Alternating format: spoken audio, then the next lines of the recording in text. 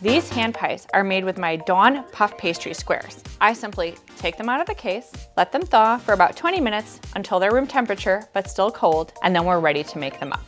My first step for my hand pie is actually to cut these squares in half. So my squares are 5 by 5. So if I do a simple slice right up the middle, they should mirror each other. The key when cutting puff pastry is to cut exactly straight up and down without sliding the knife. Notice how I rock it back and forth. That's important because you don't want to crimp the beautifully laminated edges on the dough. Once the squares are cut, we're going to mist lightly with water.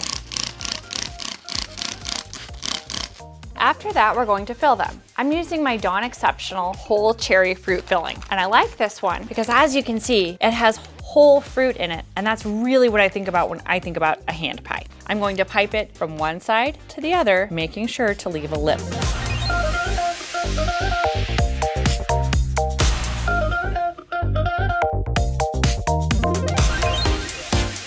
Now we're going to egg wash the tops before they go on. I know that might seem a little strange, but the reason we do it that way is so that my egg wash doesn't unintentionally crimp the sides, and so I can do beautiful cuts on the top of my hand pies. Egg wash a nice thick layer, and I'm going to do all the tops at once. After that, I'm going to cover the top with my white sanding sugar. The key with this is to put on what you think is enough and then add a little more because you want this to make a yummy, crispy sugar crust on the top of your hand pie.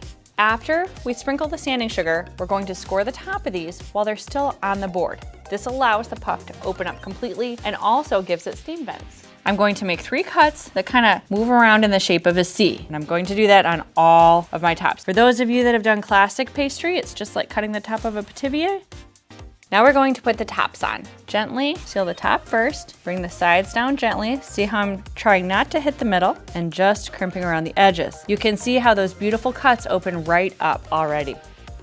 After they're made up, we're going to place these on the pan. The key is to be very careful with them. I like to tell my staff to treat them like they're babies. Don't shake the baby, don't move the baby, be nice to the baby. However, you can use whatever you like to move it around. I personally like a fish spatula because I think that they're a little easier to use than some of the baker's spatulas because of this little curve at the bottom. It moves my dough around easily, but really you can use whatever you like. The nice part about this puff pastry is that after I've made it up, you can do almost anything you want with it, within reason, of course. You can bake it right away. You know, puff pastry does not need to be proofed. You can also put it in the cooler for the next day, bake it the next day. We have even tested this by freezing it again, placing it in your freezer, and then baking it from frozen, and it still comes out awesome. So you can do this in large amounts for your bakery. You can do them for the next day. You could even do them in mass quantity for later. So this is a really flexible product, and that's part of the reason I just love this pre-made Dawn puff so much, is that it's just so flexible. It can do kind of whatever you need it to.